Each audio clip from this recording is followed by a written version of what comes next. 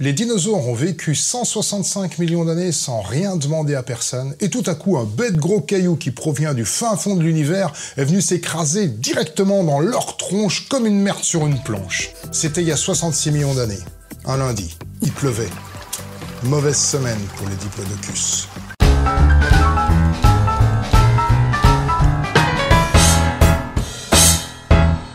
Un rocher qui se balade dans l'espace, ça s'appelle un astéroïde, et quand il s'écrase sur une planète, on dit que c'est une météorite. Si on avait pu l'observer depuis son départ, donc un peu après le début de l'univers, un peu après le Big Bang, avec des gros télescopes et puis des ordinateurs super puissants qui auraient calculé le mouvement de toutes les planètes et de toutes les étoiles sur sa trajectoire, eh ben on aurait pu prévoir le jour et l'heure de l'impact des milliards d'années avant que ça se produise.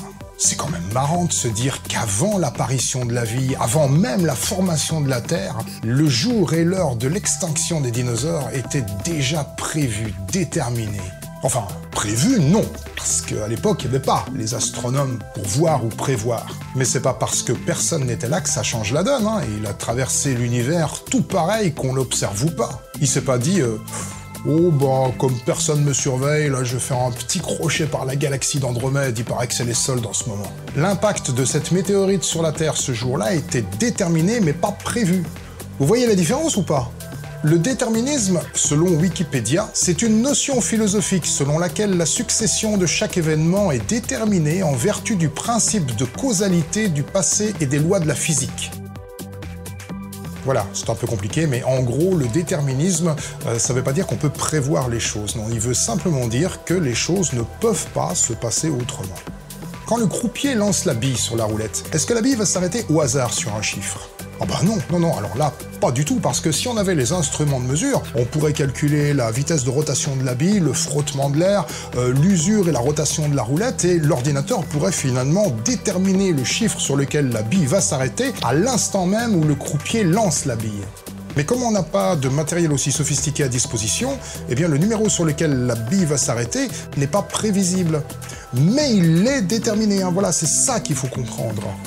La météo de demain, elle est prévisible, parce qu'on dispose des ordinateurs et des satellites nécessaires à sa prédiction. Par contre, la météo dans 6 mois, elle est imprévisible. Mais elle est toujours déterminée, alors ça change pas, hein. Si vous regardez un film pour la première fois, vous avez envie que le héros s'en sorte, mais vous pouvez prier autant que vous voulez, son sort est déjà scellé.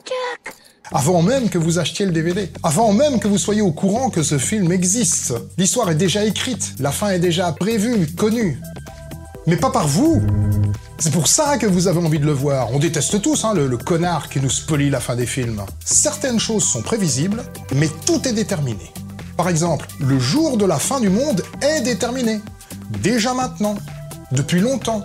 Depuis toujours, en fait. Attendez, hein, avant de paniquer, je vous rassure, les astronomes scrutent méticuleusement l'espace partout autour de nous, et il est extrêmement improbable qu'un astéroïde mortel nous percute avant des millénaires. Mais qu'est-ce qui se passerait s'il nous informait qu'une météorite de la taille de la Lune vient nous percuter de plein fouet mercredi prochain à 15h32? Vous vous rendez compte du chaos que ça va générer?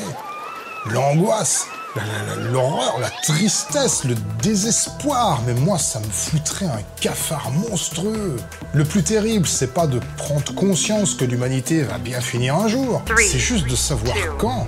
1, 0. Oh, ce sera peut-être pas à cause d'une météorite, hein, ça peut être... c'est pas très gai, hein.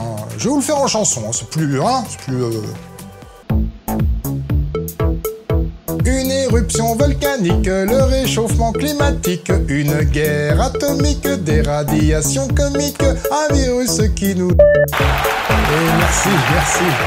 C'est bon, merci.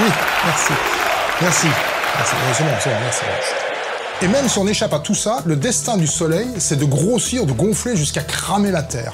Alors bon, vous allez me répondre, oui, mais bon, d'ici là, on aura le temps de coloniser d'autres planètes. Bah oui, mais l'univers lui-même va prendre fin. Il va s'écraser sur lui-même, le Big Crunch.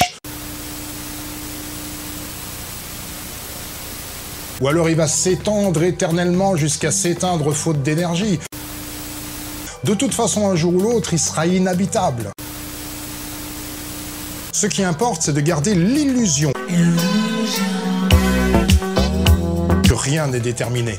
C'est pour ça que les médecins cachent parfois la vérité à certains malades incurables en fin de vie. Ce que je vais vous dire doit rester entre nous. Très bien.